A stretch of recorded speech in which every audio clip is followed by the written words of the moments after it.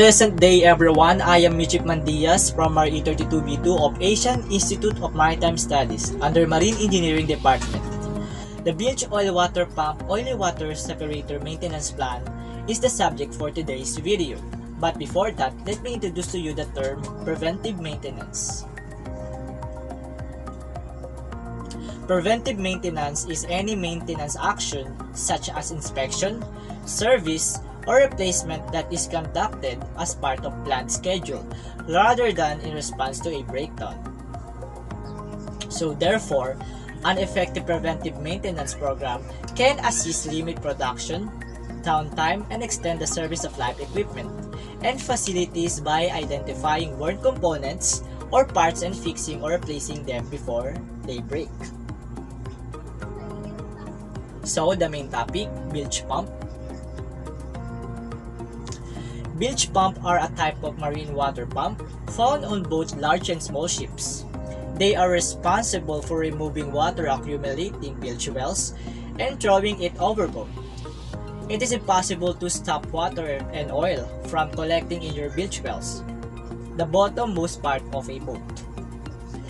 So, the essential purpose of a bilge system is to clear water from the ship's dry compartments in emergency. The picture that's shown on this slide is the bilge oil water pump or oily water separator actual picture. The major uses of this system are for clearing water and oil which accumulates in machinery spaces, bilges, as the result of leakage or draining, and when washing down dry cargo holds. Bilge oil water pump oily water separator maintenance plan. So this is my work. First is oil in bilge. This must be done weekly. The separator is suitable for separating a small quantity of oil in the bilge and not the other way around. If there is mixture consisting of a small quantity of water and oil, better not to pass it through the OWS or oily water separator and directly transfer it to waste oil tank for sludge disposal, to shore or for incineration. The second one is the keep viscosity in limit. This must be done monthly. Highly viscous oil if supplied for oily water separation will clog the filter. It is important to keep the viscosity of oil within the 1000 meters squared per second, and which is equivalent to 10,000 centistroke. The third one is discharge outside separator. This must be done daily. Never discharge or drain water oil mixture from the separator abruptly of the OWS, as it will lead to the separated oil adhere to coalesce, making it inoperative. Ensure to discharge the collected separated oil outside the separator and clean the internals of the OWS by supplying water. The fourth one is install dust filter. This must be done yearly. While using oily water separator for discharging bilge mixture containing dust and sand, a coarse-grained entity, it will be difficult for the coalesce filter to pass dust and sand due to their sizes. The ideal service of life of the filter normally ranges from 1 to 2 years depending upon the manufacturing process. So considering the daily operation of 1 hour, it is advisable to install a dust filter in the inlet line of the OWS to avoid this trouble. So the fifth one is exchanging probe for fault finding. This must be done monthly. In most of the 15 ppm or 15 parts per million oily water separator models, the oil level detecting probe and transmitting converter in the first and second stage chamber are identical. In the event of trouble, exchange this with each other between the chambers, as this will help in the finding out the source of trouble quickly. So the sixth one is keep check on heating device. This must be done monthly.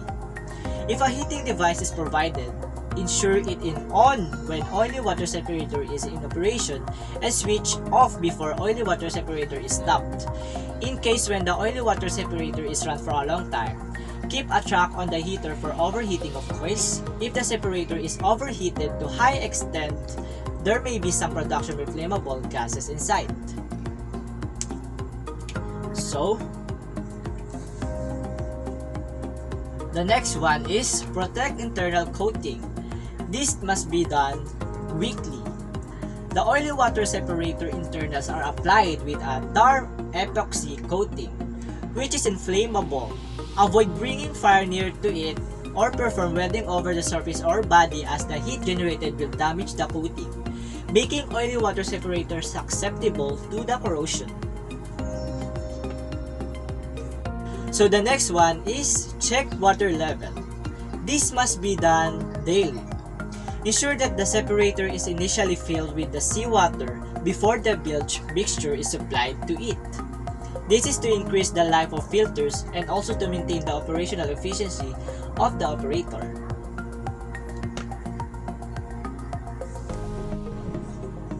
So the next one is prevent leakage.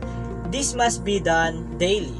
Ensure the means provided to avoid the leaking or flowing out of water due to siphon effect.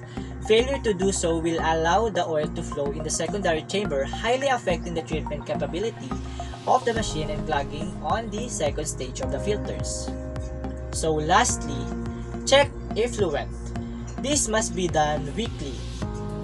Frequent checks on effluent to be done to assess the performance of the separator.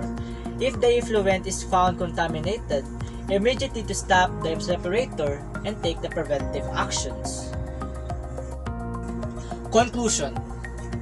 Generally, the operator of bilge oil water pump or oily water separator should be thoroughly about the system, design, piping arrangement, and of course the operating procedure of oily water separator. Out of all, the machinery system OWS is kept at a high priority due to stringent rules and regulations attached to it for ensuring the environmental compliance. Hence, it is important for the ship staff to maintain this machine in best of its shape. So that is the end of my presentation. Thank you.